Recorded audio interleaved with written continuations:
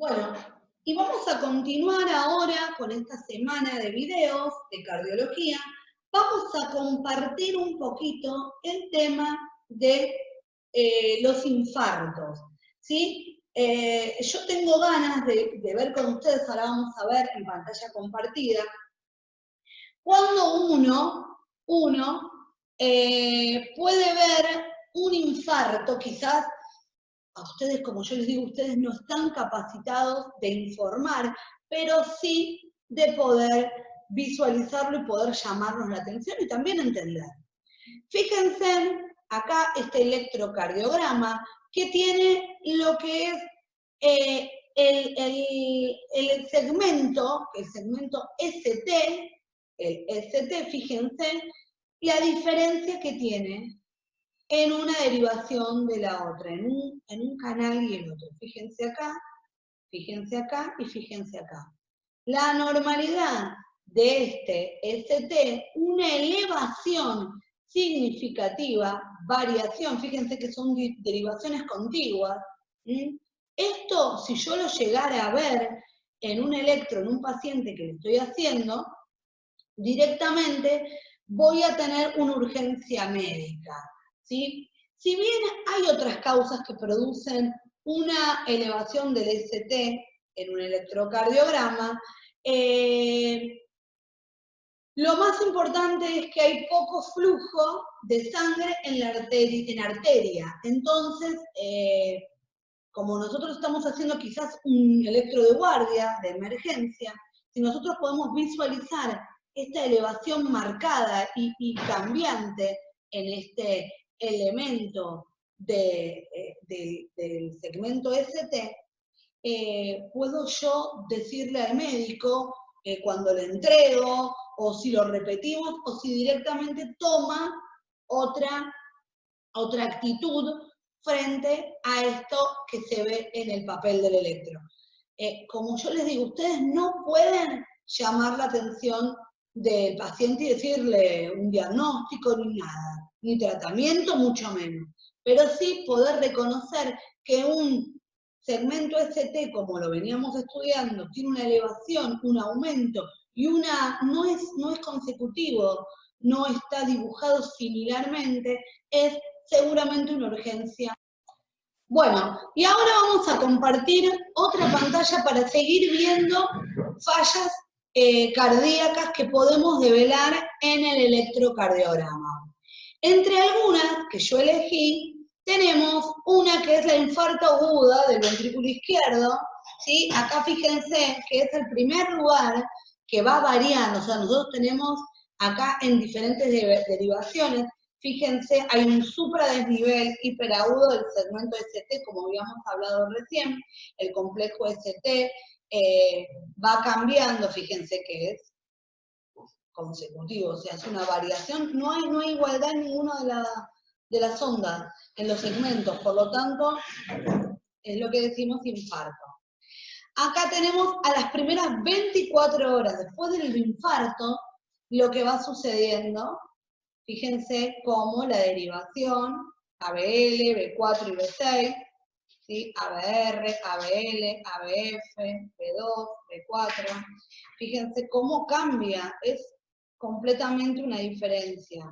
Acá tenemos varios días después. Primero tuvimos, volvemos a ver, a horas después del infarto. Al día después del infarto. Fíjense la variación. Fíjense, acá era positivo, acá es negativo. Acá tenemos varios días después. Fíjense la diferencia. Un marcado descenso en las ondas, fíjense. Esto es el seguimiento que hacemos cuando está el paciente internado luego de infartar. Acá tenemos un infarto agudo de la cara inferior, pero la que pega al diafragma, el músculo diafragmático del ventrículo izquierdo, ¿sí?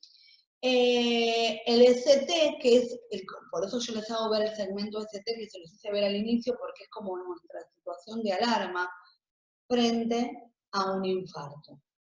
Esto no es necesario que lo sepan de memoria, lo aclaro desde un principio, pero a mí me gusta que ustedes estén preparados o que sepan cuáles son los signos de alarma y los gráficos de alarma. Vamos a ver el mismo paciente después de las primeras 24 horas, ¿sí? La cara diafragmática, que tiene que ver con el ventrículo izquierdo. Acuérdense que el diafragma es el músculo que está por debajo de la capa del corazón. ¿Sí? Fíjense, un día después es abismal. Fíjense, de positivo pasa a negativo, vuelve a pasar a positivo, vuelve a negativizarse. ¿Por qué? Porque hay necrosis, porque hay muerte celular, entonces la electricidad ya no se conduce, ¿sí? Esto lo maneja siempre el cardiólogo. Y es muy importante que hay marcadores séricos para el infarto de miocardio. O sea, no solamente el electro, sino que hay marcadores séricos. ¿Qué quiere decir marcadores? Que yo busco diferentes proteínas en la sangre del paciente, que si estuvieran en aumento me develan que tiene una lesión celular miocárdica.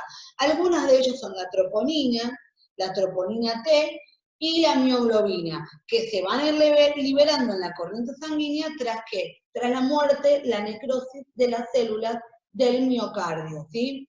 Van a dispararse en cascada en el volumen sanguíneo del paciente y esto va a ser conjunto al electrocardiograma, obviamente que va a avisarnos a nosotros de que el paciente está sufriendo indudablemente un infarto, ¿sí?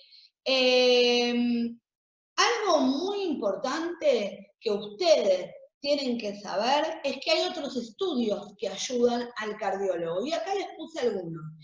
Angiografía coronaria, que es buscar, se hace rápido, ¿no? Luego del infarto, para buscar la tasa de morbilidad. ¿Qué quiere decir? Que si el paciente tiene alguna posibilidad de volver a repetir lo que se le dice, vuelve a reaparecer el infarto. A veces los marcadores cardíacos que hablamos recién enzimáticos también nos avisan.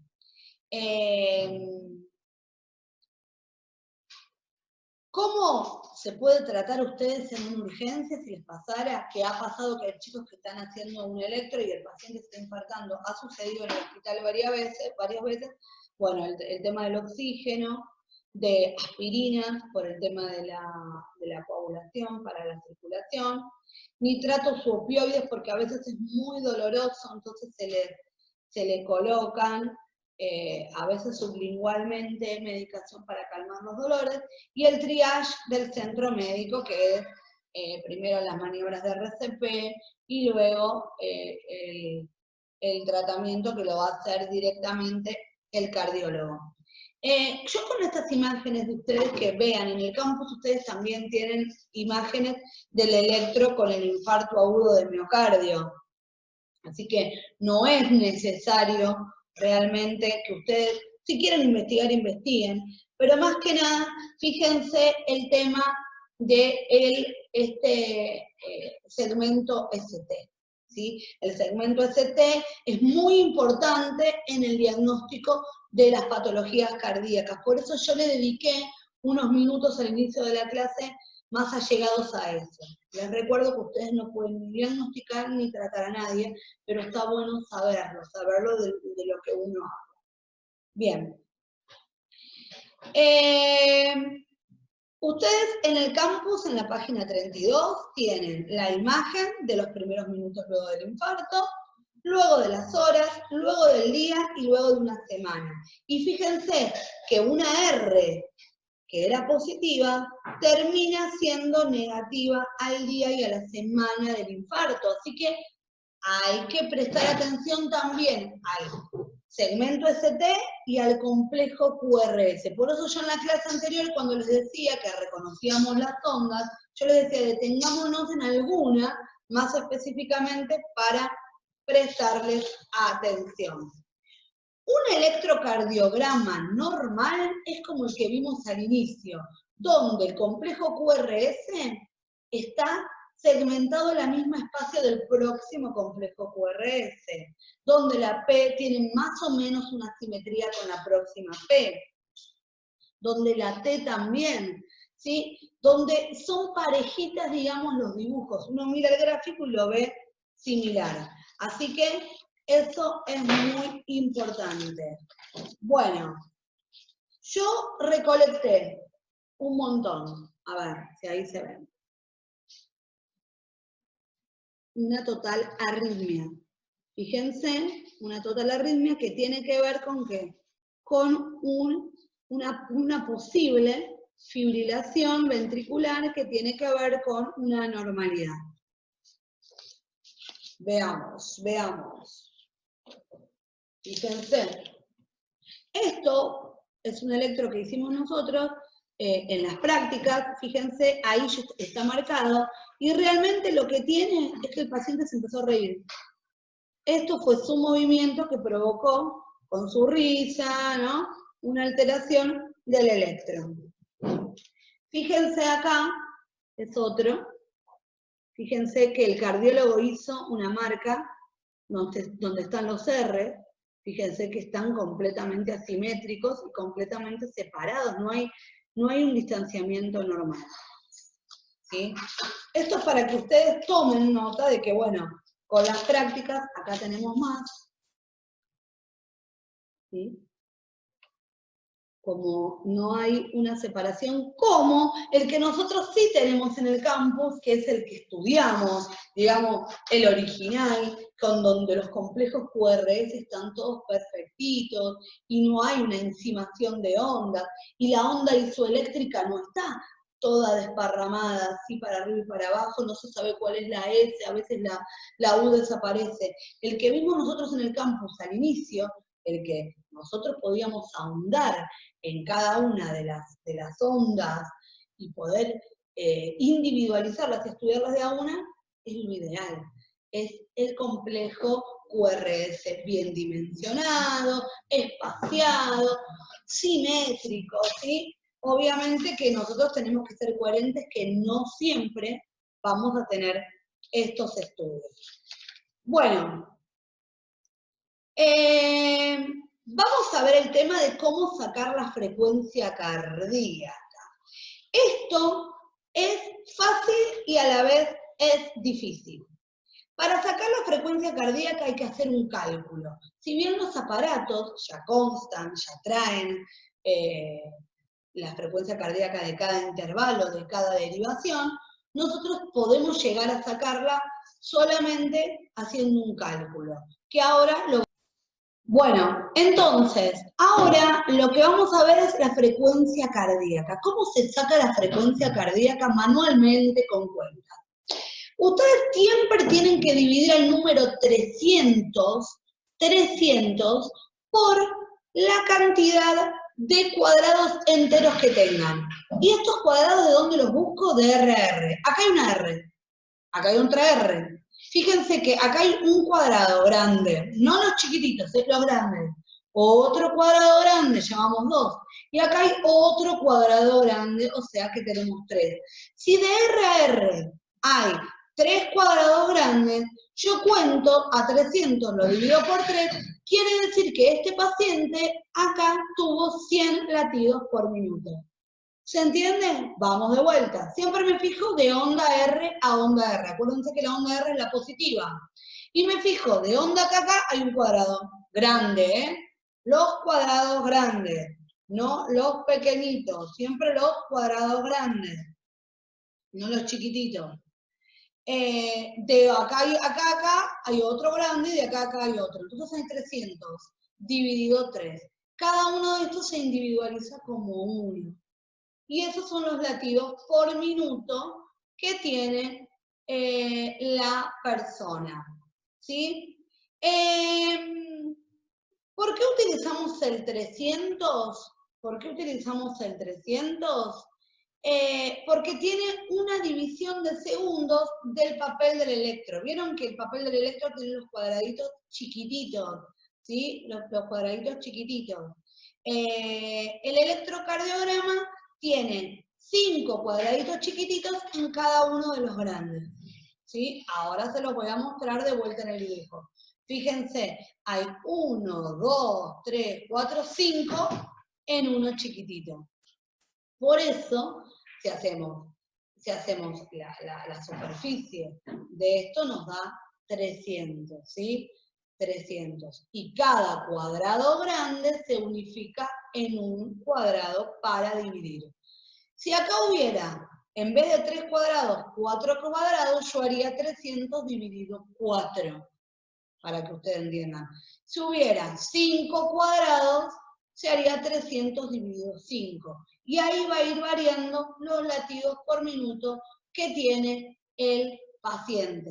¿Sí? Acuérdense, a 300 siempre lo dividen por la cantidad de cuadrados que hay, de los cuadrados grandes que hay. Entonces, podemos nosotros también ver otro ejemplo para que les quede más claro. Acá tenemos de una R tenemos 5 cuadrados grandes. ¿Por qué ven que es diferente el papel? Acá tenemos, siempre los cuadrados tienen 5 cuadraditos chiquititos. Eso les tiene que quedar recontra claro. Pero la unión de 5 cuadraditos chiquititos, de este cuadrillé, de esta cuadrícula pequeñita, dan un cuadrado grande. Estos 5 chiquititos que forman un cuadrado grande de R a R, encontramos un cuadrado grande, 2 cuadrados grandes, 3 cuadrados grandes, 4 cuadrados grandes y 5 cuadrados grandes. Por lo tanto, ya no tenemos 300 dividido 3 como en el ejemplo anterior. Ahora tenemos 300 dividido 5. ¿Sí? Que me da que este paciente tiene 60 latidos por minuto. Entonces, siempre busco de R a R. ¿Cuántos cuadrados grandes hay de R a R? Los verifico, los busco y siempre divido a 300 por la cantidad de los cuadrados. En este caso, tenemos 300 dividido 5, que me da un total de 60 latidos por minuto. Pero hay un problema. A veces se nos presenta un inconveniente cuando de R a R no coinciden los cuadrados enteros, que es la R a R no coincide justo con el cuadrado. Entonces, ¿qué hacemos nosotros? Miren este caso. Tiene un cuadrado grande, 2 cuadrados grandes, 3 cuadrados grandes, 4 cuadrados grandes, 5 cuadrados y tiene 2 chiquititos. Fíjense acá en rojo, tiene 2 chiquititos, no llega a formar uno grande. ¿Saben cuánto vale esto, cada uno del cuadradito chiquitito? Cada uno de los cuadraditos chiquititos vale lo que se llama 0,2. 0,2. Entonces, ahí estoy frente a otro cálculo matemático que tengo que prestar atención. Tengo 5 cuadrados grandes y 2 chiquititos. Este 0,2 ya no va a estar solo. O hago 0,2 más 0,2 o hago 0,2 por 2, porque son 2 cuadrados chiquititos. Y ahí ya no tengo 5, porque le tengo que sumar estos 2 cuadraditos. En total voy a tener 5,4. ¿Por qué? Porque tengo los 5 cuadrados grandes más 0,2 más 0,2, que me da 0,4, obtengo matemáticamente un 5,4. Este 5,4 es lo que voy a dividir a 300, ¿sí? A 300 lo voy a dividir por 5,4. ¿Y qué valor me da? 55 latidos por minuto. Ya este paciente tiene 55 latidos por minuto. Repetimos, cada 5 cuadrados chiquititos es uno grande. Me fijo cuántos cuadrados grandes hay de R a R. Si no coincide la R con la otra R y me quedan fracciones, pedacitos de cuadrado, yo lo que hago es tomar a cada cuadradito chiquitito como 0,2. Los voy a sumar, los voy a unificar y se los voy a sumar a mi valor de los cuadrados grandes. Y a 300 lo voy a dividir por ese cálculo matemático que me dio. ¿Sí? Es muy importante saber esto, porque esta es una manera de calcular la frecuencia cardíaca del paciente en ese momento del electro. Es vital. Hay aparatos que ya te la tiran y te la dan, pero hay aparatos que no, y nosotros tenemos que estar preparados para trabajar a todo terreno. Entonces, de R a R, busco. Ah, mira, hay uno grande, 2 grandes, 3 grandes, 4 grandes, 5 grandes, y acá hay 2 pedacitos inconclusos. Cada cuadradito chiquitito vale 0,2. Los uno junto y armo el número que voy a dividir a 300. No es difícil, no es difícil, pero bueno, es importante que ustedes lo sepan hacer, porque, ya les digo, cuando se presentan estas fibrilaciones, donde uno, la verdad, cuando descubre la R y encuentra la R, tiene que hacer el cálculo muy rápido, ¿sí? Recuerden que cada cuadrado grande tiene 5 chiquititos, ¿sí? Porque si yo hago 0,2 por 5, es un entero. Por eso está dividido así. Esto todo está pensado matemáticamente hablando, ¿sí? Perfecto. Por ejemplo, a ver, si en un paciente tenemos de R a R 4 cuadrados grandes y 3 chiquititos, 4 cuadrados grandes y 3 chiquititos, quiere decir que yo a 0,2, porque son los chiquititos, y tengo 3, lo tengo que multiplicar por 3. 0,2 por 3 me da 0,6. Y dije que tenía 4 cuadrados grandes. Entonces ya tengo 4 cuadrados grandes más el 0,6 me da un 4,6. Este 4,6 es al que yo tengo que utilizar para dividir los 300. A 300 lo voy a dividir por 4,6 y me da 65 latidos por minuto. ¿Sí? Por minuto. Este ritmo irregular, que uno no encuentra R y R pareja, ¿sí? Es lo que nosotros veníamos estudiando como arritmia. El paciente donde le vemos una R con otra R y después una R muy difusa, que no tiene la misma simetría, ni la misma distancia, ni el mismo espacio. ¿Por qué? Porque hace que cambie su frecuencia cardíaca. La arritmia, que es falta de ritmo, y la frecuencia cardíaca es el latido por minuto. Cuando yo veo de una R que no hay simetría y los distanciamientos no se respetan, es un paciente que tiene una arritmia. ¿Sí? O sea, directamente ustedes ya mirando que las R con las R no concuerdan, que ustedes sacan los cálculos de la frecuencia cardíaca en una derivación y en otra derivación, y no concuerdan, estamos en presencia de un paciente que sufre arritmia. Si entre un paciente tiene entre dos ondas R un solo cuadro, y vos me decís, pero tiene nada más que un cuadrado y ya arrancó otra R. Un cuadrado y tiene otra R. 300 latidos por minuto, no hay otra explicación. Yo hago 300, lo divido por 1, me da 300 latidos por minuto. Si hay dos cuadrados enteros, lo divido por 2, 150 latidos por minuto. Si hay 3 cuadrados, 300 dividido 3, 100 latidos por minuto. Si hay 4 cuadrados, lo divido por 4, 75 latidos por minuto. Si no coinciden las R, tengo que ver los cuadraditos que hay. Acuérdense que cada cuadradito vale 0,2 y hay que sumárselos a los cuadrados grandes para después dividir al 300 por ese número para saber la frecuencia cardíaca. 300 le dicen en cardiología el número mágico de la frecuencia cardíaca.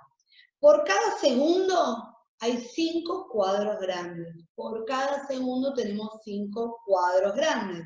Por lo tanto, si en cada segundo tenemos 5 cuadros grandes, en un minuto hay 300 cuadros. Por eso utilizamos el 300. Esa es la explicación de por qué usamos el 300 y lo dividimos por cada cuadrado. Porque en un minuto de duración del electro vamos a tener 300 cuadros plasmados en la totalidad del electro. Es importante ustedes trabajando que reconozcan las ondas R, eso sí tendrían que practicar. Estaría bueno que ustedes se pusieran a buscar electros en casa, que localizaran de R a R y ustedes calcularan mirando los cuadrados, estaría genial. Que ustedes lo hicieran tipo taller, como hicimos la ficha, que hagan la frecuencia cardíaca de ese momento cuando se hicieron el electro. Eso sería una genialidad. Me encantaría que lo hicieran y lo podemos debatir en el Zoom y que me lo cuenten, me gustaría. Y La frecuencia cardíaca máxima, que yo ya se las enseñé a calcular, acuérdense que es al 220, al número 220, lo que hacemos es restarle la edad del paciente.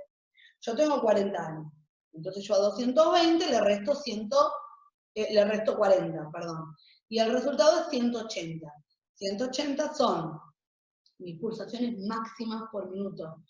No tengo que llegar a esa porque estaría grave, me estaría muriendo. Y superarle esa cifra ya sería la muerte del paciente. Pero bueno, tiene que ver también con una emergencia, con una situación familiar, saber más o menos, según la edad que tiene promedio el paciente, cuál es la frecuencia cardíaca máxima. A ver, ustedes le toman la presión, las pulsaciones a su abuela, y ustedes hacen 220 menos la edad de su abuela, y cuando le toman la presión se pueden dar cuenta que está con un ataque o con una bradi, ¿sí? Según la frecuencia cardíaca que presenta en ese momento el familiar directo, el paciente, su abuelo. Bueno, esto de las RR, de saber reconocerlas, no solo es interesante, sino que los prepara para el día de mañana a trabajar.